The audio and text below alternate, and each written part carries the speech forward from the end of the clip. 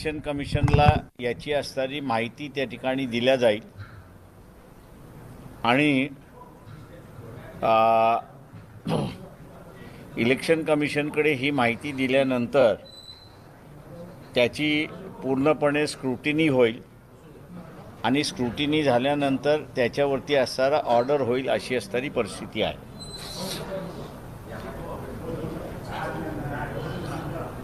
EVMच्या संदर्भात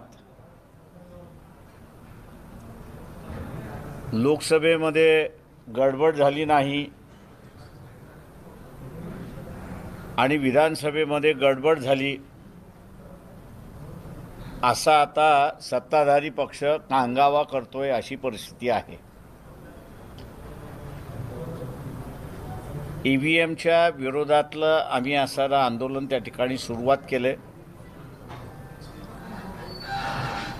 पक्षाच्या वतीने मध्यंतरी चीफ इलेक्टोरल ऑफिसर जो आहे त्यांना असणारं आम्ही एक पत्र लिहिलं.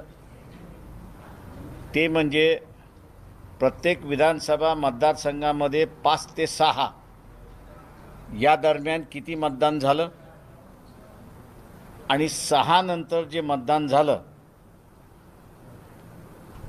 त्या 6 नंतरच्या मतदारांना नियमावलीप्रमाणे टोकन द्यायचं असतं आणि ज्याच्याकडे टोकन आहे त्यालाच मताचा असणारा अधिकार आहे. इलेक्शन कमिशनच्या माहिती पत्रकावरनं किंवा त्यांच्या वेबसाईटवरनं 6 नंतर 75 लाख मतदारांनी मत नोंदवलंय असं सांगण्यात येतं आहे आणि म्हणून आम्ही असणारं चीफ इलेक्टोरल ऑफिसरला पत्र लिहिलं की प्रत्येक मतदारसंघामध्ये किती टोकन वाटण्यात आलं 6 नंतर त्याची आकडेवारी आपण आम्हाला द्या. आम्ही चीफ इलेक्टोरल ऑफिसरच्या उत्तराची वाट त्या ठिकाणी पाहतो आहोत. ते उत्तर देतील अशी आमची अपेक्षा आहे.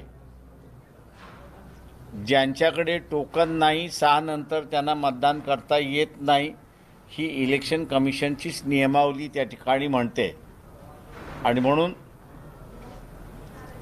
इलेक्शन कमिशनचे ऑफिसर जे आहेत त्यांनी उत्तर द्यावं ही आजची परिस्थिती आहे.